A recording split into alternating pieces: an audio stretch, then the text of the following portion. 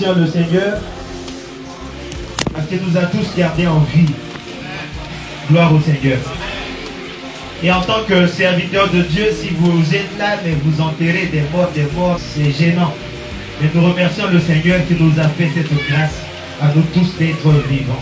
C'est comme David pouvait le dire dans ses écrits au psaume 18, 1 et suivant.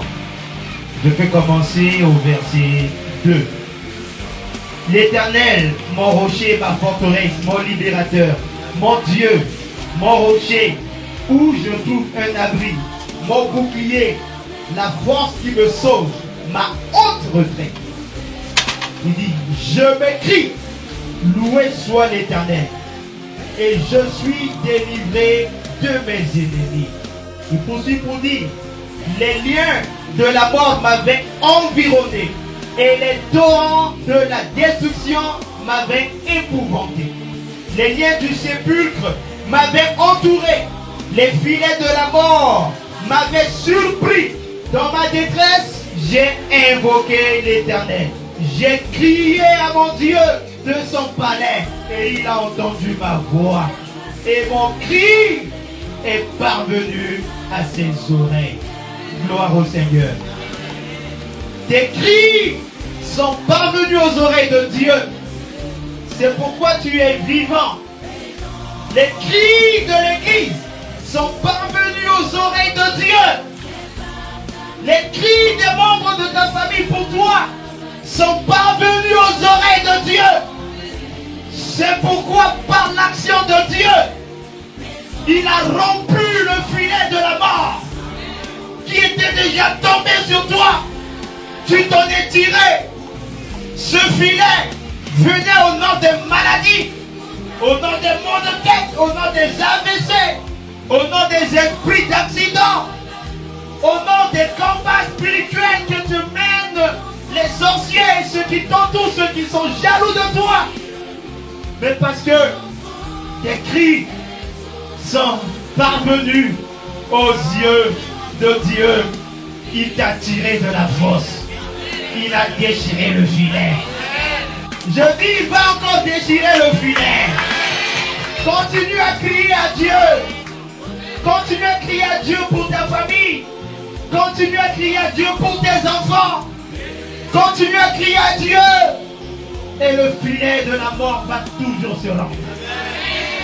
Je m'écris, loué soit l'Éternel.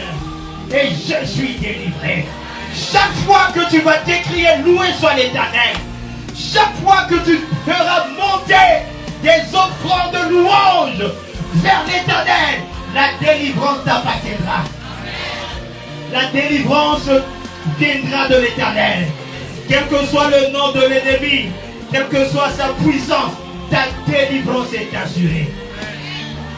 Je suis venu dire à quelqu'un que tu es dans une saison d'accomplissement. Et pour vivre cette saison d'accomplissement, tu ne mourras pas. La mort s'enfuira loin, loin, loin, loin de toi. Gloire au Seigneur. Nous sommes dans un mois où, dans cette paroisse, nous étions en train de prêcher Yahweh, le Dieu des promesses et des accomplissements. Qu'est-ce que Dieu t'a promis? Quand je lis la Bible, je peux voir Dieu promettre quelque chose. Ah, un homme nommé Abraham, il a dit à Abraham, je rendrai ton nom grand, je multiplierai ta descendance, à tel enseigne que si quelqu'un est capable de compter les poussières de la terre et les étoiles du ciel, cette personne pourra compter ta descendance. Et il ne s'est pas arrêté là. Il a dit, je donnerai à ta descendance cette terre là où coule le lait et le lait. Je suis venu dire à quelqu'un que chacun de nous a une terre. Tu as une terre. Terre de promesse. Dieu peut-être t'a promis personnellement. Peut-être Dieu a promis à ton père. Peut-être Dieu a promis à ton grand-père. appartient. Alléluia. Alléluia. C'est le Dieu d'accomplissement qui nous demande de le servir. Il est tellement fidèle. Mes chers amis, le lait et le miel sont symboles pas seulement de l'abondance, mais de la surabondance. Dieu te veut dans la surabondance. Surabondance spirituelle. Surabondance professionnelle. Surabondance dans les affaires. Surabondance humaine. En multiplication, je te multiplierai, il a dit à Abraham. Gloire au Seigneur. Dieu te veut dans la surabondance. Et je prie que la surabondance te localise au nom de Jésus.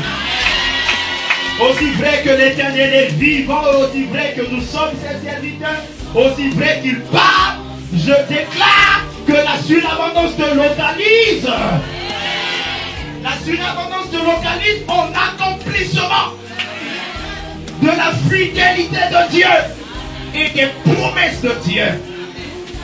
Moïse devrait conduire ce peuple vers l'accomplissement, vers cette terre promise. Mes chers amis, Dieu s'en fout de qui occupe cette terre qu'il t'a promise. Alléluia.